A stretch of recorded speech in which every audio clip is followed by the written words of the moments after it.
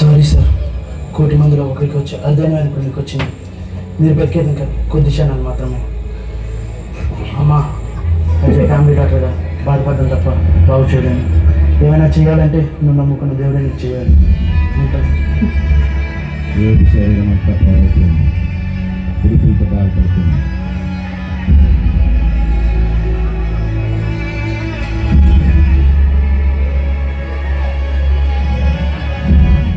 అన్నయ్య గారు, అన్నయ్య గారా, ఓ అన్నయ్య గారు, అన్నయ్య గారు, ఇలా జరుగుతుందని కళ్ళం మీకే ఇలా జరగాల అన్నయ్య గారు, అన్నయ్య గారా, తలగా ఉంటే నిన్ను తోగా చేశాడయ్యా ఆ దేవుడు, కాక తోగలు ఏకలా చేశాడయ్యో అన్నయ్య గారు, అన్నయ్య గారు. కుష్టోడంటే కాకపోయే దాని అందరికీ దాన ధర్మాలు చేసిన దయావులు అయ్యో అన్నయ్య గారు, అన్నయ్య గారు. అలాంటి నీకే ఇంతటి దరిద్రం దాపించి దరిద్రులకే దరిద్రం అయ్యావా అన్నయ్య గారు, అన్నయ్య గారు. అన్నయ్య గారు ఇంట్లో నుంచి మాడుకోవాల్సి వస్తుంది. మా ఆయనతో మాడుకోలేకపోతుంది, నెల్లేస్తుంది. అయ్యో ఈ ఘోరాన్ని చూడలేనే. అయ్యో వద్దురా వద్దురా వద్దురా అంటే విన్నావు కాదు. ఇప్పుడు చూడు ఎంత ఘోరం జరిగిందో. అమెరికా వాళ్ళ దేవుడు రా అన్నాను, వెళ్ళలేదు. అలాగే వాళ్ళ దేవుడు రా అన్నాను, చెవికి తీసుకోలేదు. అంటే అన్నట్టుండు మనకెందుకు అన్నాను, చిపో అన్నావు. ఏమైంది? తెచ్చినట్టు కొలితే మనకు వేస్తున్నావు.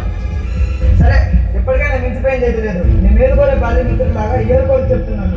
మార్చుకో, నీ పద్ధతి మార్చుకో. మన పద్ధతులు, కట్టుబాట్లు, పారంపర్య ఆచారాలు నేర్చుకో. మన జాతులు ఆనుమత్యంగా పెరుగుకో.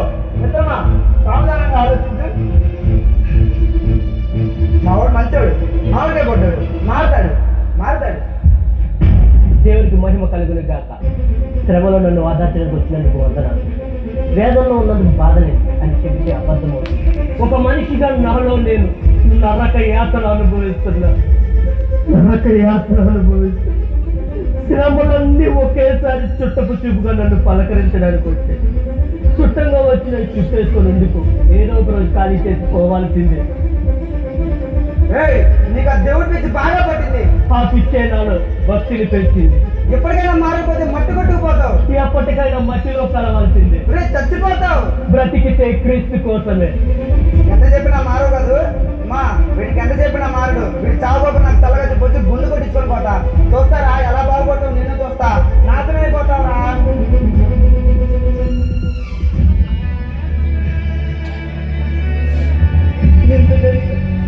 ఇప్పటి వరకు ఒక్క మాటగా మాట్లాడుకోవడం కాదు, కేవలం ఎప్పటికైనా నోచన పోతే చుట్టూ వాళ్ళ మూర్తి వాళ్ళ లెక్కిస్తాను. మీ జీవితం భాగస్వామిగా అడుగు పెట్టిన క్షణం నుండి ప్రతి క్షణం మిమ్మల్ని గమనిస్తున్నాను. దేవుడు అంత భయభక్తి కలిగి యథార్థంగా బ్రతికారు. ఏమైంది? ఏం విద్య చదువుకొస్తారంటారు, కానీ మీరు మధ్యలో విద్య చేతులు పంటగా కోరుతుంటే తట్టుగా లేకపోతున్నారు. పంటలు అవుతుంది. చాలండి, చాలు. అయ్యేసేనాలని చాలు.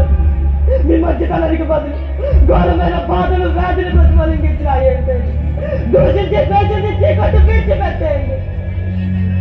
ఆ భక్తి మార్గం నుండి బయటికి రండి. మనం మేలుకొని చెప్తున్నాను. నా మాట వినుకోండి.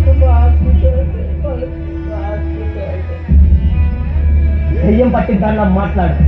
అన్నీ ఉన్నప్పుడు సంతోషంతో దేవుని స్తుతించాం. అడిగినవన్నీ ఇచ్చినప్పుడు ఆనందంతో జంతుతో ఆయనను ఆరాధించాం. అందరూ చేసేదే మనం చేసి అందులో వెళ్తేముంది? అయినా ఇచ్చింది ఆయనే, తీసుకున్నది ఆయనే. ఈ సత్యాన్ని గ్రహించక మూర్ఖుడు రాని వల్ల ప్రవర్తిస్తున్నాం. దేవుని నామాన్ని ఎరిగిన దానివైతే దేవునికి వ్యతిరేకంగా సాక్ష్యాన్ని పుచ్చుకో. దయచేసి మారు మాట మాట్లాడదు. ఇక మీరు మీతో జీవించలేదు. ఇక మీరు మారు.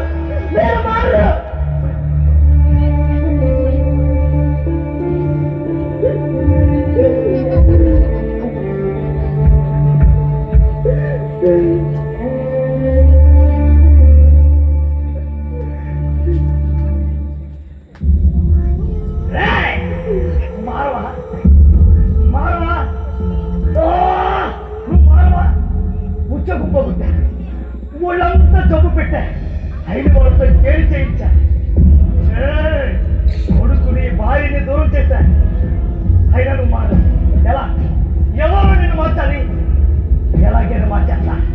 నిన్ను నా వాడిగా చేస్తా. అప్పటి వరకు గది కూడా కదలను. సాతానా, ఇప్పుడు కదులుతా. పిలిచాడుగా, వెళ్ళి గొల్లని కదులుతా. కదలక చస్తానా? కదలకపోతే చస్తాను కానీ వస్తాను ప్రభా. ప్రభా, నీకు ఇచ్చిన గడువు ముగిసింది. అప్పుడే ప్రభా, ఒక్క 3 నిమిషాలు పనిచేస్తా. ఖచ్చితంగా పనిచేస్తా. 3 నిమిషాలు. అదిగో మౌనం అంగీకారం. నువ్వు మౌనంగా అది ఒప్పేసుకున్నట్టే. చూడు, ఇప్పటి వరకు నేను చుట్టుపక్కల వారితో టార్గెట్ చేశా. ఇక్కడ నుంచి అలా కాదు, నిన్నే టార్గెట్ చేస్తా. నీ హృదయాన్ని, మనసును, ఆలోచనలు టార్గెట్ చేస్తా. అన్నింటినీ టార్గెట్ చేస్తా. ఎలా మారవో చూస్తా. దేవుడు దూషించవో చూస్తా. ఎలా దేవుడు దూషించవో చూస్తా. నిన్నే టార్గెట్ చేస్తా.